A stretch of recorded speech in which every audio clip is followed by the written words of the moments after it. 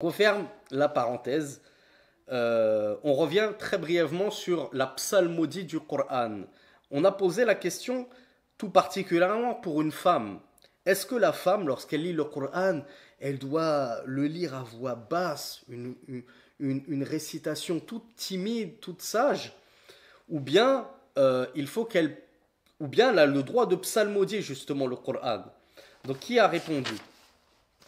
La question elle a été posée à Ibn Uthaymin rahmatullahi alayhi.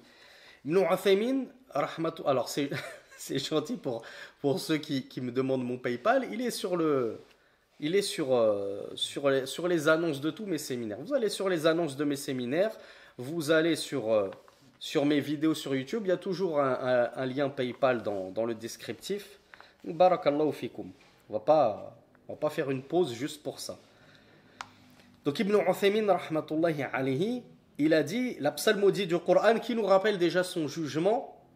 Est-ce qu'il est obligatoire de psalmodier le Coran dans le sens de le lire avec les règles du tajwid? Ah ben on a bien fait de poser la question Yanis. On a bien fait de la revoir cette question. Apparemment ça n'a pas été bien digéré. Non, la psalmodie du Coran elle n'est pas obligatoire, elle est recommandée. Donc Cheikh Ibn Uthaymin nous dit الترتيل في القراءة ليس بواجب لا على المرأة ولا على الرجل لكنه من آداب القراءة. La psalmodie du Coran, elle n'est pas obligatoire, elle est recommandée.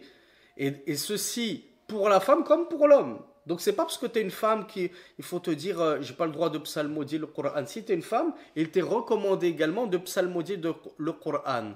En toute situation, mes sœurs, ou bien il y a des, comment on appelle ça, des istithna'iyat, comment on appelle ça, des exceptions.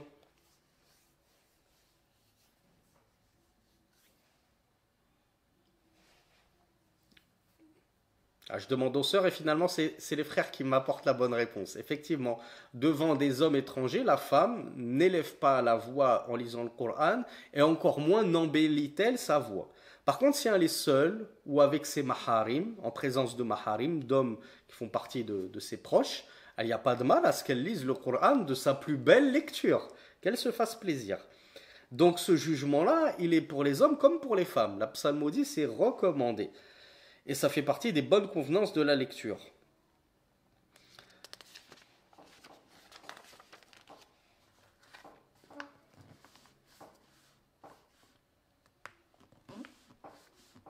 Ensuite, Cheikh Ibn Uthaymin nous apporte une autre faïda.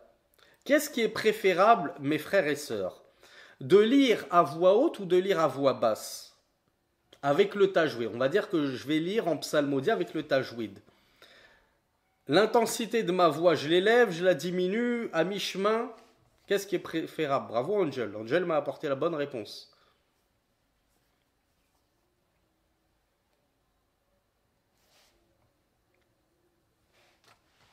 Cheikh Ibn Uthaymin rahmatullahi alayhi.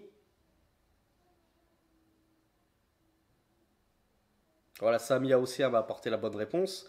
أما الجهر بالقراءة أو الإصرار بها فهذا على حسب حال الإنسان إن كان إذا جهر يكون أنشط وأخشع فليحجر ما لم يؤذي أحدا وإن كان إذا أسر صار أخشع فليكن سرا وإن تساوى الأمران فهو مخير. Cheikh Ibn Uthaymin nous a tout récapitulé. Allahumma barik wa rahmatullahi alayhi rahmatan wasi'a waskanahu fasiha al-jannah. Cheikh Ibn Uthaymin, il nous dit, quant à élever la voix ou baisser la voix dans la lecture du Coran, il nous dit cela dépend du cas de tout un chacun. C'est en fonction de ton cas personnel, Akhi. Si lorsque tu lèves la voix, tu te sens plus méditatif, tu as plus de khushu', de méditation, de recueillement dans le Coran, que tu es plus vivace et prompte et dynamique dans la lecture du Coran, alors lève la voix, mais le cheikh nous a précisé une condition. C'est quoi la condition à votre avis, mes frères et sœurs, pour lever la voix? Pour un homme, les sœurs, on a déjà donné la condition. Comment un homme pourrait-il ne pas avoir à lever la voix? Bravo Samia, bravo Angel, bravo Mouad. La bonne réponse, c'est, le cheikh nous a dit, tant que tu ne gênes pas autrui. Et combien tristement ne rencontrons-nous pas ceci, même en pleine mosquée. Subhanallah. T'es à la mosquée, tu fais une sunna, ou bien tu lis du Coran, et t'as quelqu'un à côté de toi qui lit comme si la mosquée elle était à son père, ou comme s'il était tout seul à la mosquée. Ou il rattrape sa prière, il a manqué une rak'a au fajr, toi t'es là en train de faire tes adhkars, et puis lui il rattrape sa rak'a à haute voix comme s'il était tout seul, et il gêne tout le monde.